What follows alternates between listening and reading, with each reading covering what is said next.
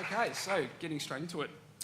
The G20 has recognised the importance of development as central to this year's G20 agenda. The headlines often focus on the fact that the G20 comprises 85% of global GDP. Sometimes we forget that 60% of the world's poor live within the G20 as well.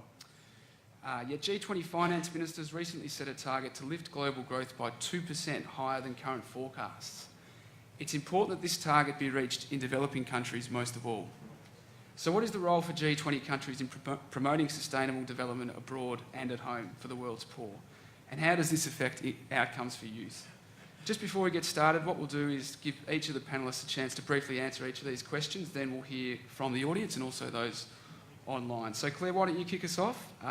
As the co-chair of the G20 Development Working Group, why don't you get stuck into this?